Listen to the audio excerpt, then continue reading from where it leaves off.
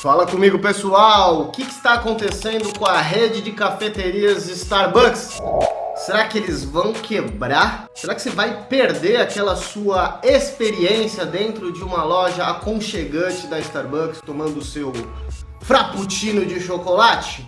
Nesse vídeo eu vou explicar um pouquinho do que está acontecendo com a maior rede de cafeterias do mundo. A Starbucks vem passando por um momento delicado. Talvez você tenha percebido que o atendimento em algumas lojas caiu levemente, pelo menos eu percebi. E aí o que a empresa espera fazer diante disso? Vamos ver se a projeção para frente é de que a empresa volte a ser aquilo que a gente espera dela. Um lugar onde você pode sentar para trabalhar, um ambiente tranquilo, um ambiente onde você é bem recebido, onde a empresa chama você pelo nome para você pegar o seu produto. Vamos lá, separei alguns pontos aqui em basicamente 5 etapas, tá? Quais são os desafios enfrentados pela Starbucks? Qual que é a estratégia para superar esses desafios? Quais são as perspectivas do mercado para ela? Qual que foi o nível de expansão que a empresa teve em 2024 e o que ela espera crescer para 2025? E finalmente, para quem gosta de valuation, eu vou falar rapidamente sobre o valuation da companhia. Sendo bem sincero, acredito que se você fizer aportes constantes, isso é muito mais importante que valuation, mas eu vou falar um pouquinho sobre isso também. Deixa eu mostrar aqui na tela para vocês a nossa apresentação da Starbucks. Vamos lá, começando pelos desafios enfrentados pela companhia. Pessoal, no quarto trimestre de 2024, eles apresentaram um resultado abaixo do esperado, que fez com que as ações da empresa caíssem. A gente teve uma redução nas vendas de pouco mais de 3% e uma queda de 24% no lucro por ação. As vendas comparáveis, que são aquelas vendas que a gente compara de lojas existentes, porque assim, imagina que você tem uma empresa onde você está constantemente construindo novas lojas, novas sedes, e aí a sua receita está crescendo. Você precisa ter um parâmetro de entender se a tua receita está crescendo por conta da quantidade de lojas que está crescendo ou se as suas lojas atuais também estão crescendo. E aí a gente chama isso de vendas comparáveis, same-store sales, tem vários nomes. Enfim, e um dos mercados mais importantes da Starbucks hoje, a China, também caiu no trimestre.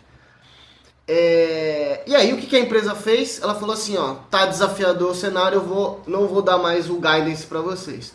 No anual a gente até teve um crescimento de receita, tá? Se a gente comparar 2023 com 2024, a gente teve crescimento de receita de pelo menos 1%. Só que as lojas comparáveis, same store sales, as mesmas lojas, se a empresa mantivesse a mesma quantidade de lojas, a receita teria caído, tá? Então as receitas cresceram por conta de crescimento de loja. E aqui está um ponto importante. Pô, Thiago, mas não é bom crescer receita quando cresce a quantidade de lojas? Lógico, esse é um dos objetivos. A empresa continue crescendo receitas porque está conseguindo construir novas lojas. Só que imagina que você está construindo novas lojas, mas as tuas receitas das mesmas lojas, das lojas já existentes, estão caindo. Existe um problema. Então você precisa diagnosticar se as receitas das lojas já existentes estão crescendo e as receitas provenientes das novas lojas estão complementando esse crescimento, tá? Só esse pequeno adendo aí para vocês quando fizerem uma análise de alguma empresa. Quer também analisar empresa nenhuma? Não analisa, tá? Compra ETF e acabou. Aqui é para quem gosta de stock picking e eu gosto de trazer alguns cases. Bom, desempenho nos Estados Unidos nas lojas comparáveis caiu também. Teve um aumento no ticket médio do preço dos produtos de 4%, ó, a famosa inflação aqui.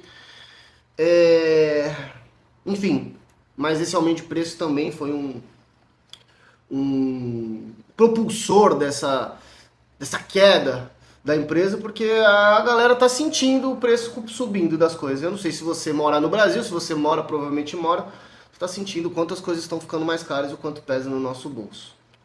Bom, as lojas internacionais também caíram, quando a gente fala no resultado comparado anual, China caiu, enfim. A gente teve um ponto positivo, tá? Não foi só coisa negativa, não. O Starbucks Rewards atingiu 33 milhões de membros nos Estados Unidos, um aumento de 4%. Então, ele é um pilar, o Rewards é um pilar, onde você vai juntando pontos, você consegue uma série de benefícios por estar cadastrado, a empresa consegue, dessa forma, ter os seus dados, consegue mandar uma oferta mais personalizada para você. Então, esse ponto é positivo, mas a empresa precisa saber o que fazer com esse ponto, né? Bom, quais são os pontos principais que têm feito essas receitas caírem da empresa?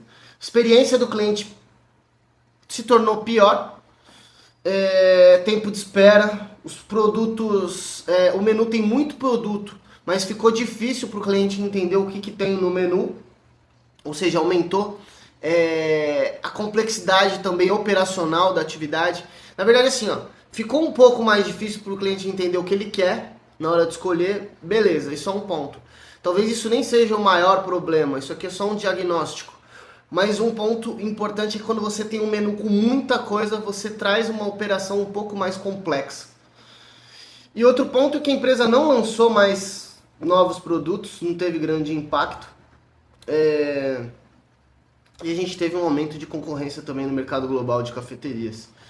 Várias marcas locais e tudo mais, e aí imagina, você em vez de sentar na Starbucks para tomar um café, você senta numa lojinha menor, que vai te dar um café gostoso, só que mais barato, né? Porque a Starbucks tem um ticket médio alto de produto. E aí tem alguns desafios, né? A empresa ela passou por um momento onde a China é um dos seus principais clientes, e lá na China a galera tá indo menos no Starbucks, as receitas estão caindo na China. A gente tem vários aspectos aqui que a gente poderia enumerar em relação a isso, mas eu já falei sobre esse assunto mais a fundo, sobre esse problema geopolítico entre empresas americanas na China, tá? Então, se você ainda não é inscrito no canal, você é louco, se inscreve aqui embaixo e acompanha a gente aqui que o patrimônio vem se você acompanhar. Pressões econômicas e operacionais. A gente teve um aumento de custo dos produtos, isso aqui pressionou também, fez com que as margens da empresa, principalmente margem bruta, fosse afetada, tá? E aí a gente teve aumento de custo de energia, de insumos e tudo mais, comprimiu margem. E aí teve que aumentar preço, cara. Aí ferrou, né? Ferrou tudo. O cliente não fala, não quero mais. Tá pior o atendimento, tá mais caro, não quero. Bom, estratégias para superar o desafio. O novo CEO da empresa, Brian Niccol, acabou de lançar o Back to Starbucks, um plano estratégico para reintroduzir os elementos tradicionais da empresa, para aumentar o tempo de permanência do cliente dentro das cafeterias, vai simplificar o cardápio para melhorar a operação e vai eliminar algumas cobranças extras que foram colocadas. Outro ponto aqui é que a empresa está reorganizando sua atividade operacional na parte de montagem de bebidas e quer diminuir os custos de produção. Por exemplo, o plano de economia de quase 3 bilhões de dólares foi anunciado para conseguir reestruturar a operação, usar a tecnologia para otimizar o processo. Olha a inteligência artificial vindo aí, tomando o lugar de muita gente. Falei sobre isso num vídeo especificamente, explicando o que é a DeepSeek. Se você ainda não assistiu esse vídeo, tem aqui no canal. Esse canal aqui, pessoal, a gente fala sobre tudo, tá? Bom, as perspectivas do mercado.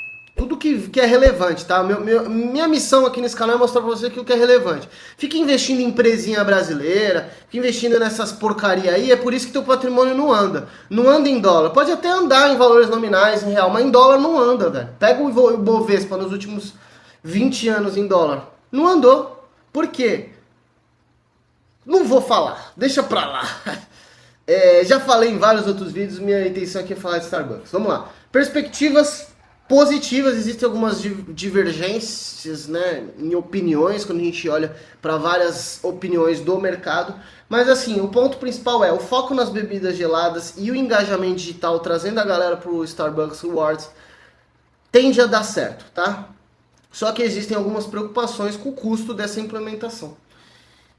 Pode ter margem operacional um pouco mais pressionada para o longo prazo, aliás, para o curto prazo, mas no longo prazo tende a funcionar. A empresa já passou por outros desafios e a gente entende que A empresa ela vai conseguir se reestruturar. Mas não existe garantia nenhuma, como eu falei. Tá com dificuldade, tá inseguro para investir na Starbucks ou em qualquer outra empresa de forma individual? Lembra do Taleb. Lembra do Taleb, dispersa, diversifica, traz mais coisa para tua carteira, que aí tu vai sair desse risco pontual de cada empresa. Bom, em termos de expansão, como é que funciona essa história? Em 2024, a Starbucks abriu mais de 2.000 lojas. Isso aqui foi um ponto positivo. A maioria delas são lojas menores. Isso aqui é um ponto de atenção. Se a empresa ela crescer muito de forma estratégica para lojas menores, a experiência de você ter o teu cliente ali por mais tempo, sentou com o computador, fazer reunião, em vários lugares, isso em São Paulo é comum, nos Estados Unidos também, você reduz essa parte. Mas a empresa está conseguindo crescer, só no quarto trimestre foram mais de 700 lojas, e aí hoje a gente tem aí mais de 40.199 lojas, deve ter passado os 40.200 enquanto eu estou falando nesse vídeo. Então assim, está conseguindo crescer a quantidade de loja, agora precisa reestruturar a operação, precisa vender com qualidade de serviço e precisa reduzir custos.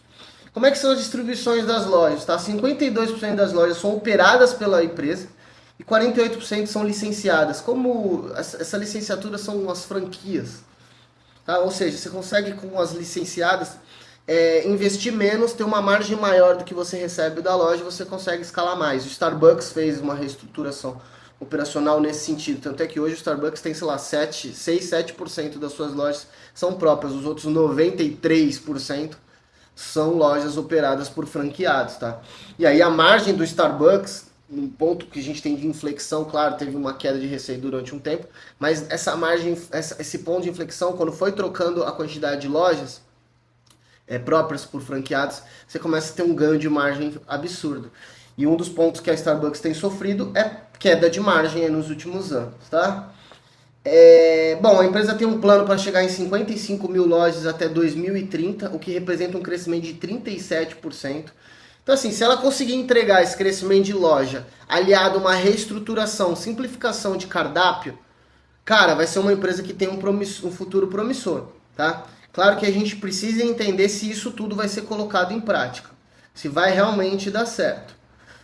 E por fim, a gente tem o valuation da empresa.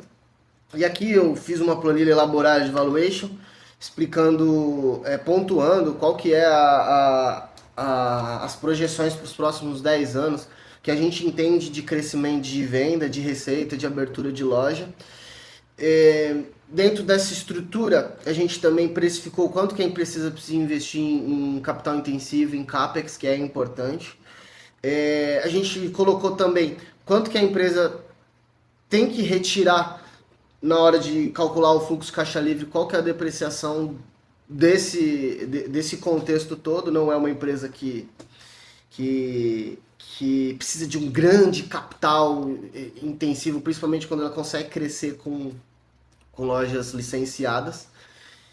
E a gente fez essa projeção. E assim, a empresa está com uma margem de segurança dentro da projeção, para quem gosta do Value Invest, do Benjamin Graham, investir só com margem de segurança, tá com uma margem de segurança bem tranquila, a projeção é bem de boa, assim. A empresa, dentro de várias outras do mercado americano, ela está com um preço relativamente barato. E aqui, é claro, você pode perceber que eu gosto de fazer esse ponto, porque imagina que você tem uma empresa que ela está super saudável, a Visa, por exemplo. A Visa, cara, tem margem líquida de mais de 50%. Uma empresa que cresce aí de forma composta a receita a quase 10% ao ano, lucro 12%, está ganhando eficiência, por incrível que pareça, ganhou eficiência nos últimos 10 anos. Naturalmente, uma empresa dessa, que praticamente não tem dívida, consegue ter um nível de segurança maior para o investidor. Então, ela naturalmente vai ser mais cara. Você está disposto a pagar mais caro para uma empresa que ela é mais saudável e que ela tem uma perspectiva mais favorável. Starbucks está com preço levemente pressionado, também não está. Quando a gente faz uma comparação múltiplo histórico, não é a melhor forma de avaliar, mas é uma das. Quando você faz uma comparação de múltiplo histórico, existe ali um downside, existe um leve desconto em relação ao histórico, mas é é porque a empresa está vivendo um momento um pouco mais delicado e o mercado precifica tudo isso, tá? Por isso que eu falo, pessoal, olhar para a ótica do valuation é só para quem quer muito, tá? Investir com base em valuation, mês a mês, fazendo valuation de todas as empresas da sua carteira, se você faz stock picking, é bem complexo e, assim, o ganho marginal disso muitas vezes nem acontece, tá? Por isso que eu falo, investir de forma constante, fazer um stock picking, cara, de maneira disciplinada, ou então investindo através de ETFs mesmo, dá muito resultado, você não precisa ficar fazendo avaliação. Mas é lógico, você precisa escolher boas empresas, não adianta comprar empresa ruim, Magazine Luiza, colocar na carteira e achar que você vai ganhar dinheiro, porque aí você vai perder dinheiro, né, meu amigo? Aliás, não só a Magazine Luiza, mas como várias outras empresas brasileiras, que é muito difícil. Agora, se tu falar pra mim, eu invisto no Itaú, eu invisto em VEG, beleza, são baita empresas com décadas de operação, com margem de segurança operacional, na verdade, com margem operacional muito boas e que conseguem passar por diversas crises e nem sentem cosquinha, né? Então é basicamente isso. Já percebeu que se você é louco, se você não se inscreveu, né? Aqui tem muito conteúdo, a gente fala sobre investimento exterior. Minha missão é mostrar para vocês como investir de maneira correta, sem precisar ficar dependendo de diquinha, sem precisar ficar dependendo de governo, de coisas pontuais. Tá bom? Então eu vou deixar aqui um botãozinho aqui embaixo que você aperta nele, você clica, você se inscreve. Tem um outro aqui que você consegue ativar a notificação para ficar por dentro de todos os nossos conteúdos. Tá bom? Tamo junto, um grande abraço, eu vou deixar esse outro vídeo aqui na tela.